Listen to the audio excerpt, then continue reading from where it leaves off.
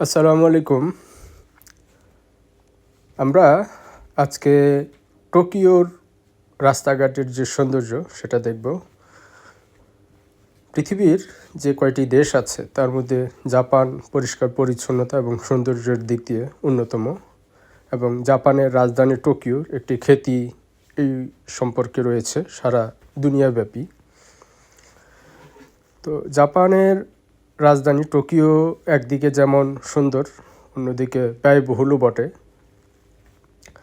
আমরা এখন টোকিওর একেবারে মূল যে পয়েন্ট, মূল শহরের একটু পাশে, অর্থাৎ টোকিও থেকে বের হয়ে সাইতামাতে প্রবেশ করার আগে টোকিওর অংশতে আমরা আছি। দেখেন রাস্তাঘাটগুলো কত সুন্দর, পরিষ্কার পরিচ্ছন্ন, পরিপাটি, কোনো ধুলাবালি নেই, কোনো যানজট নেই, কিন্তু প্রচুর গাড়ি চলাফেরা করে, কিন্তু কোনো বিশৃঙ্খলা নেই।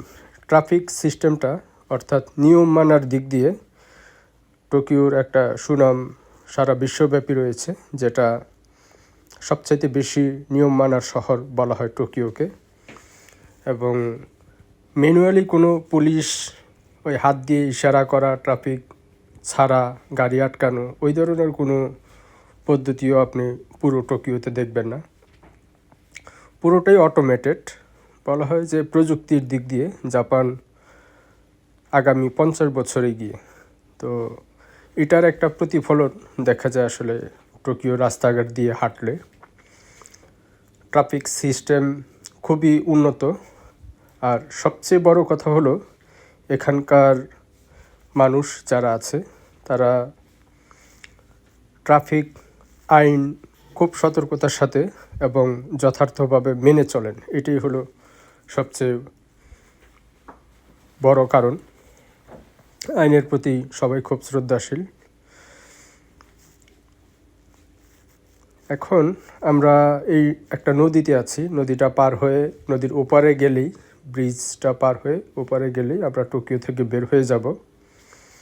এই জন্যই মূলত ভিডিওটা করা, অর্থাৎ টোকিও এবং পার্শ্ববর্তী যে ক্যান রয়েছে প্রিফেকচার সাইতামাকে ভাগ করেছে এই নদীটা। আমরা এখন নদী পার হচ্ছি।